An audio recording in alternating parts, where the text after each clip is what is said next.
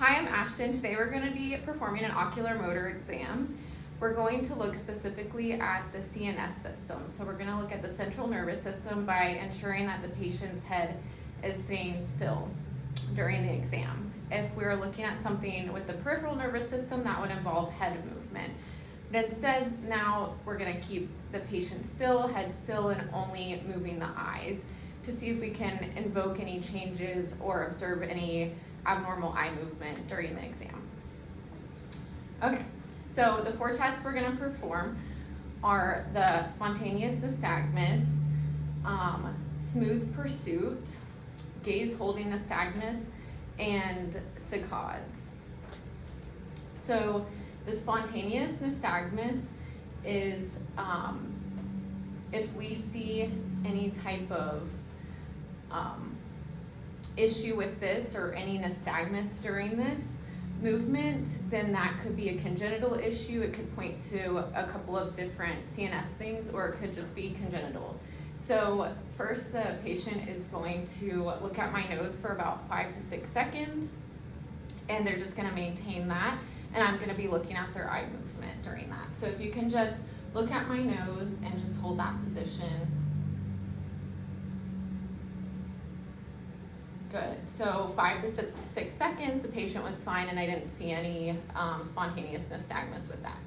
So the second test we're going to move into is performing the H movement and the X movement, and the patient is going to watch the tip of my marker or pin, and we want them to follow this, and we're going to be looking for smooth eye movement, if there is any change in direction, or also bilateral equal eye movement throughout the movement, and also what are their eyes doing at the end range of the movement. So we're going to go ahead and do that now, and also during that smooth pursuit, we're going to include the gaze holding nystagmus. So at the end of the H, I'm going to pause and see how the patient responds to that pause. Okay. Go ahead and follow the tip of my pin.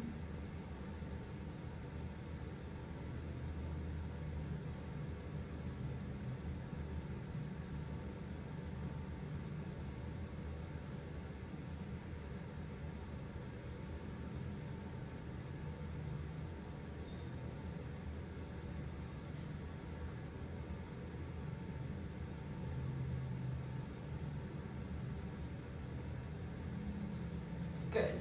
And also that was assessing cranial nerves 3, 4, and 6. So a couple of things that could cause an issue with this were some abnormal eye movement. It could be fatigue, like in older adults, if there's fatigue present, if the background there's movement going on in the background. Here we have a nice clear background, white background, so that's good. The patient didn't have any issues or any abnormal movement with that test. And then for the last one is saccades, and here we're looking for any overshooting or undershooting, and so the patient is going to be looking at my nose and then the tip of the pin, and I'll hold the pin in different locations, and they will be looking back and forth when I give them the command to do so. Okay, so go ahead and look at the pin. Good. Nose, pin, nose, pin, nose, pin, nose, pin, nose, pin. Good. Pin, nose, pin, nose, pin, nose.